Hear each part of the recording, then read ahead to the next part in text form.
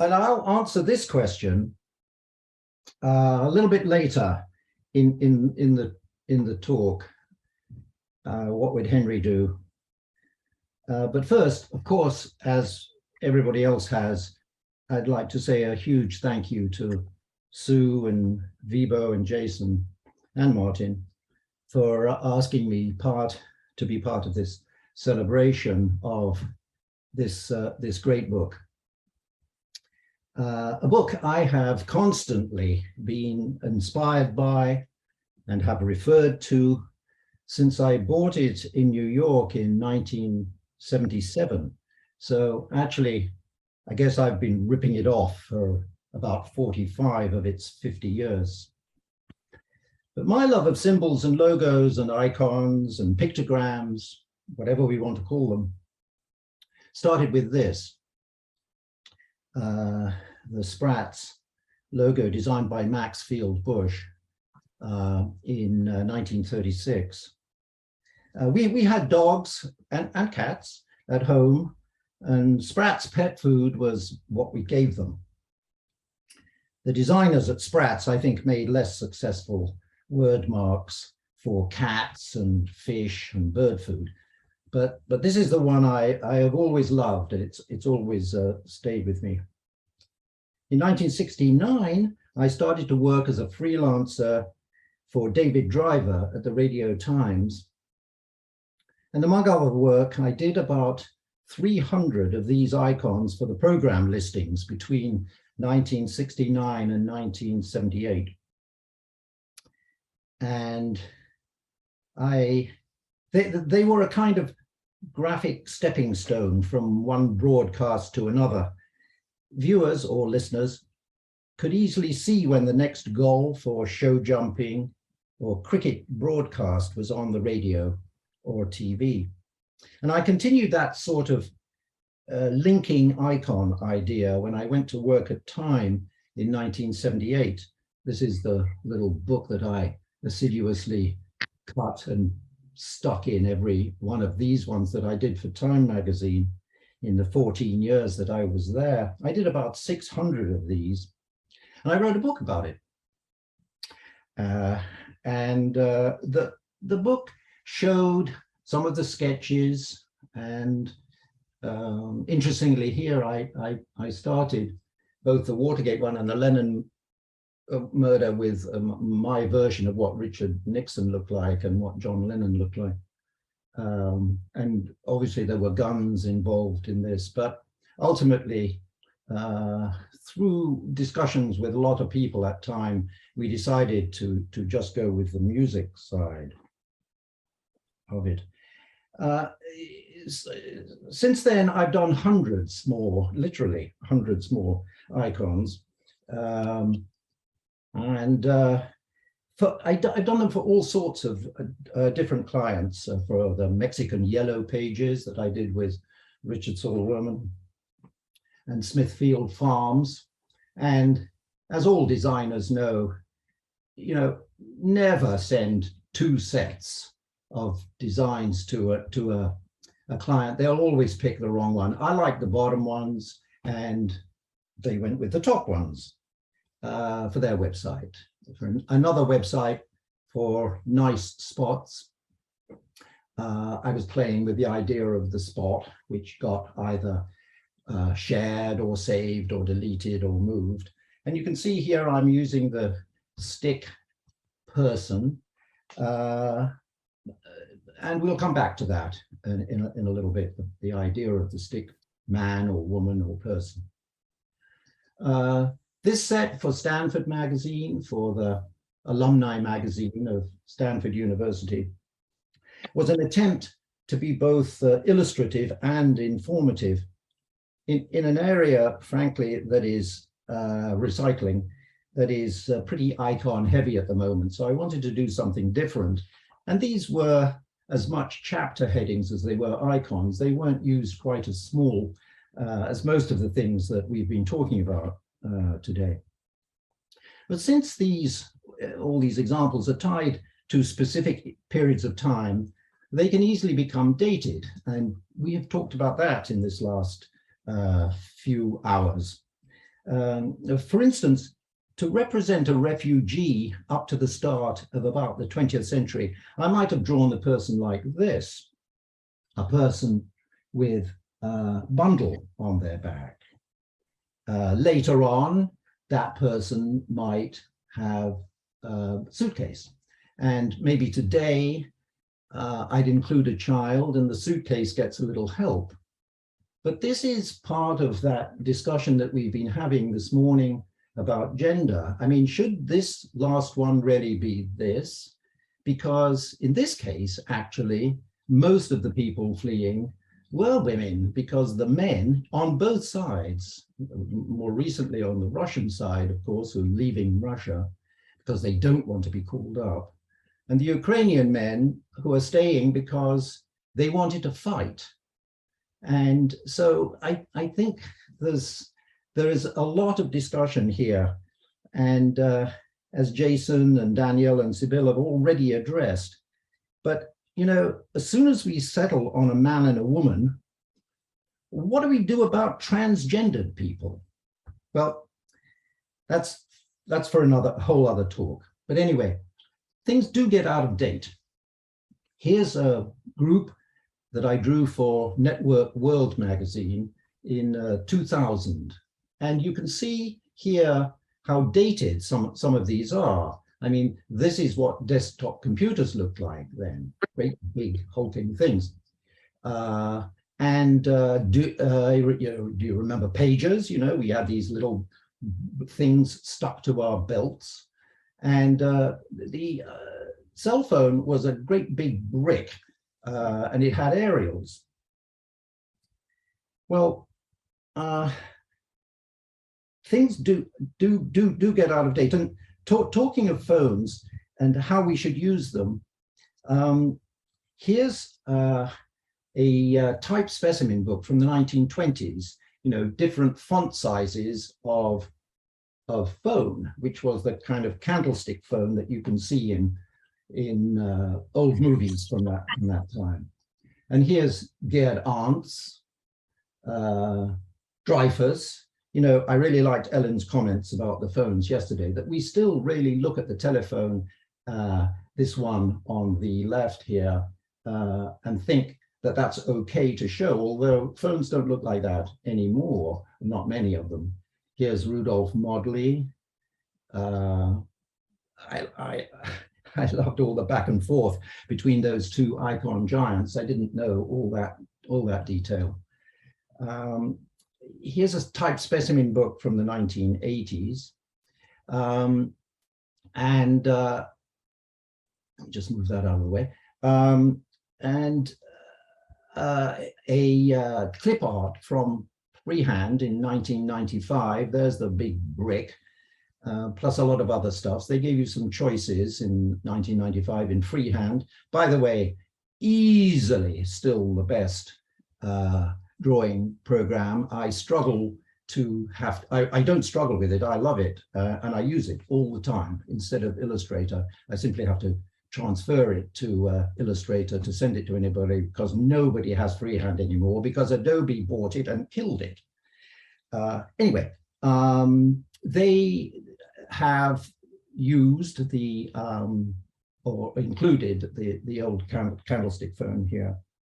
And here's the ultimate, I think, in stripped down simplicity, and they are used to be used small.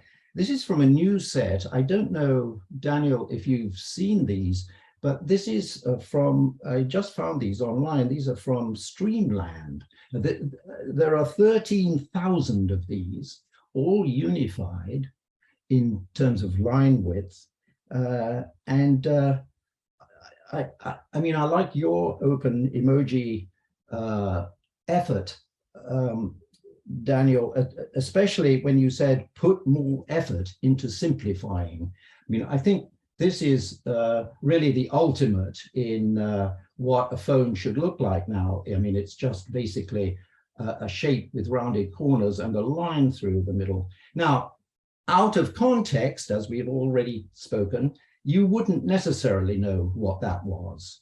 I think you will do pretty soon, because I think this is going to become a kind of standard.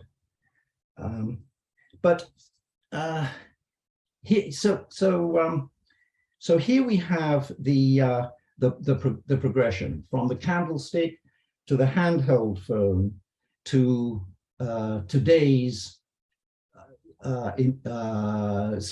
very simple cell phone. And the nearest language to us, our icon language, is sign language. You know, people who are deaf are actually making signs with their hands that, for the most part, not all, but for the most part, are signs that mimic what something looks like. And there's movement involved, of course. But look how that has also changed.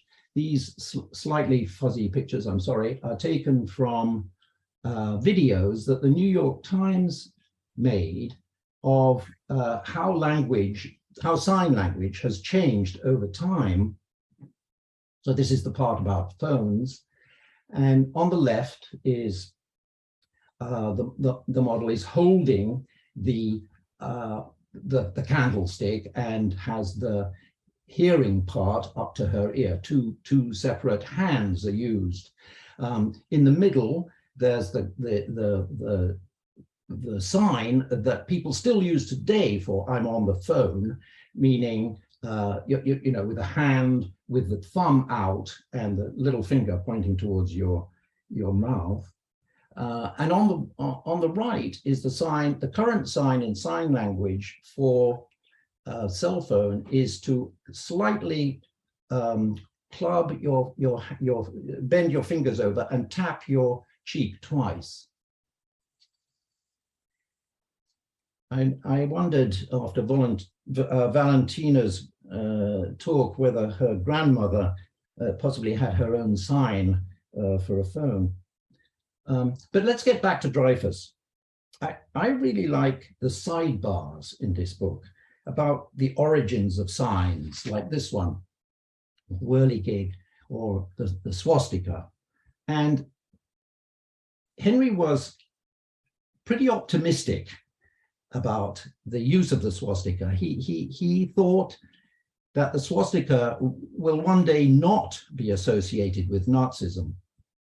I hope so, but given what is going on in America and around the world, I'm not so sure. I don't think we're there yet. But the sidebar I'd like to look at more closely is the one about the peace sign.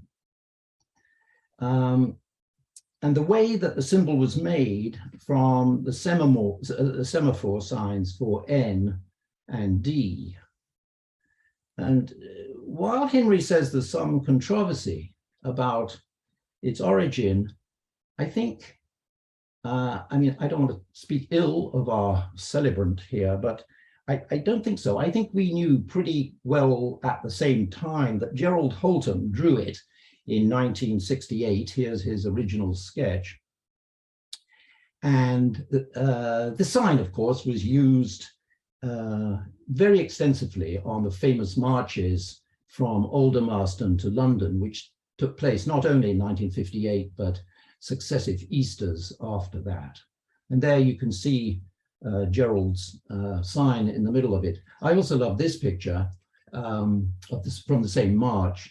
This guy in the middle, great, you know, with a guitar and a cigarette in his hand, and I love the lady with the baby, and you can see Gerald's signs, which were hand painted, of course, at that time, and handed out to the marchers. But there's a nice little addition to this story. A colleague of Holmes called Eric Austin made this badge. It's a clay-fired badge, clay-fired and glazed, and it was given to the marchers with a note about the fact that it was fired and glazed, and that therefore, should there be some terrible nuclear event, that at least the badges would remain. I think I like that thought. Of course, the peace sign has become a trademark of love and understanding, used often, I'm sure, with little understanding of its origin. This is another version of it, much more recent, by Amijai Bendersky. His version of the peace sign, Gerald Holtham's peace sign in the middle, with combined with the globe, and nicely executed. Now, Sue asked me to send her something to illustrate this talk. And at that time, I made a protest icon. And I'm sure that actually, as I wrote these notes, I thought maybe some of you, I think actually in this audience, everybody will recognize that this is a nod to Neurath's isotype logo of the man holding up a sign. But after I'd sent it to Sue, I think when it was too late, I thought maybe the sign for protest should be this. The other one maybe looks a little old-fashioned. But I didn't want to do this because if I'm having anything to do with protesting, I don't want it to become violent. Maybe a bullhorn is better these days. But these, and most of what I've shown you, are just little pictures. They're mini illustrations. And I do think that pictures in general are better than abstractions when engaging the public. But can symbols be more than that?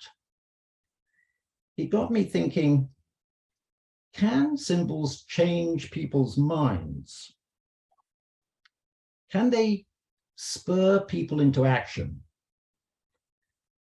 So I sat up straight when Maria prefaced her speech with condolences about a murder in Mexico that had just happened. And she seemed very passionate about it. After the dreadful shooting in Uvalde, Texas earlier this year, I was angry. I hate guns. And I wondered if there was anything that we as symbol designers could do. Testifying before Congress on June the 8th, 2022, about the Uvalde shooting, Dr. Guerrero described horrifying sights in the emergency room. 2 children had been decapitated by bullets. Should we see those pictures? Would the shock of seeing murdered children make us do something about guns, finally? There are well-known horrific images that have changed minds. Nick Oates' famous picture of a little girl running down the street after a napalm bomb was dropped in Vietnam in 1972. Or this story about Emmett Till, young Black man lynched in 1955. Emmett Till's mother insisted that at his funeral, the casket should remain open so people could see what had happened to her son. And people have written that this image and this story changed the course of the civil rights movement. Now that was 1955. Times have changed. Here's a painting by Dana Schutz from 2016 from the Whitney Biennial in New York. And this painting, which by the way is oriented the right way, it may look like it's on its side. This painting had to be removed from the Whitney Biennial because there were so many protests about what it showed.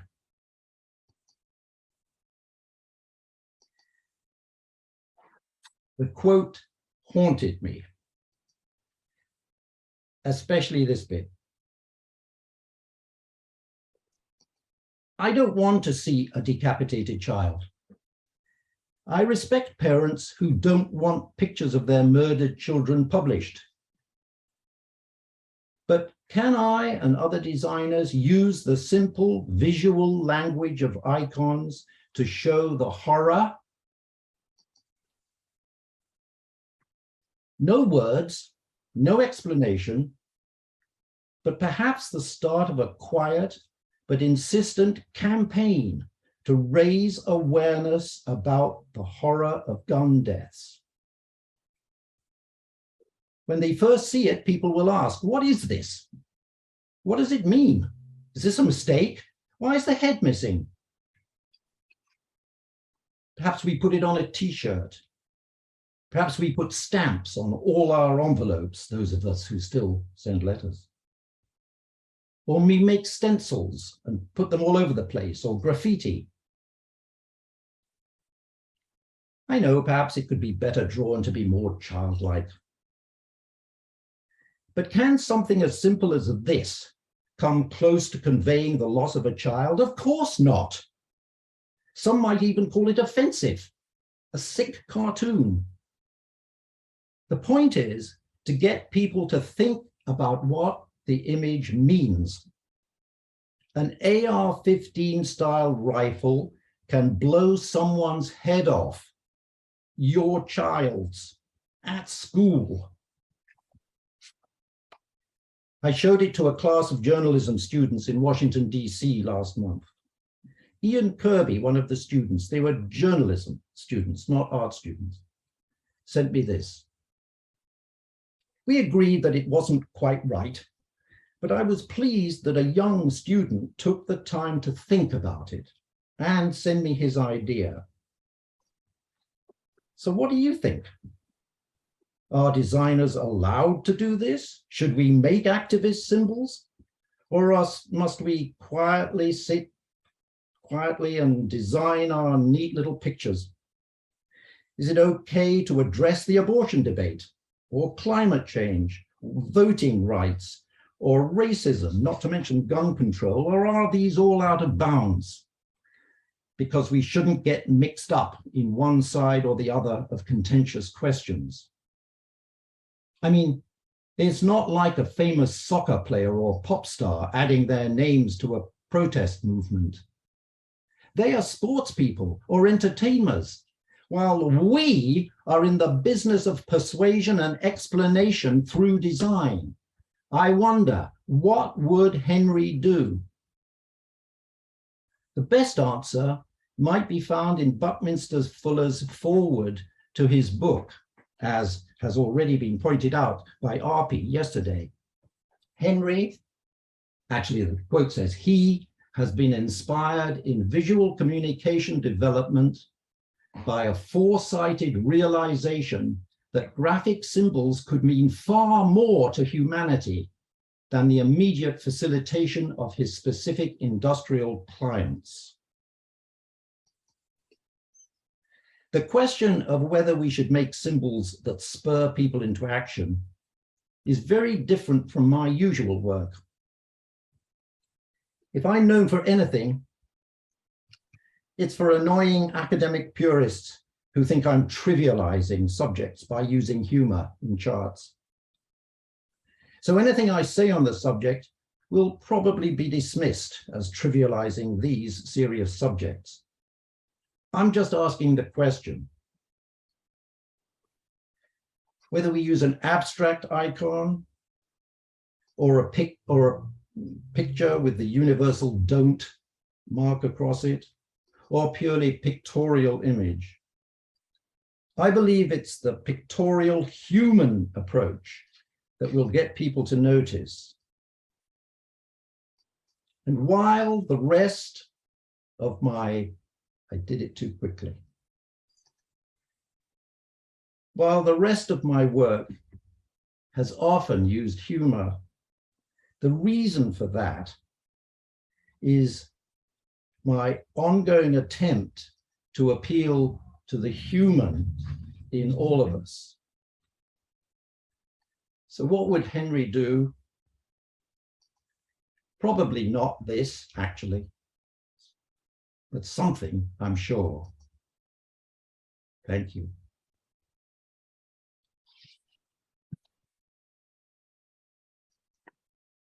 Thank you, Nigel.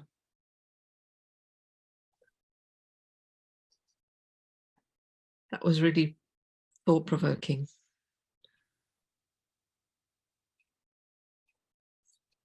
I think I was really shocked once when Catherine, one of our original Symbol group people, sent an email which was, what did our college do about gun regulations, checking people, frisking students when they went into class in the morning. I was absolutely shocked that she should be sending me this, because it doesn't happen in the UK. Right. I mean, a lot of the charts that I did for Time and for a book I did on mortality with Richard Saul Werman showed the difference. I mean, we were doing it to show context, but how many people are murdered in the United States compared to England or Japan, for instance? Japan was even fewer because there are no guns there. They don't use guns. They do use guns, but they don't.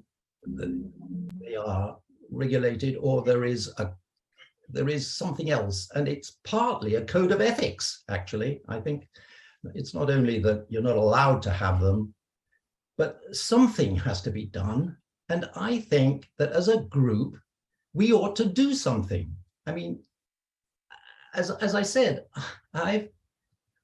I've spent my life kind of on the edge of information graphics, which some people don't think are information graphics. They think it's junk. But I'm trying to engage people, and I've done it with humor. And now I'm older, I want to do something else. I've contacted my local politicians, one of whom, Chris Murphy of Connecticut, you won't know his name, but you might do in the future. He is an avid gun control advocate. And I'm hoping that I can work with him in some way. I don't know what it is.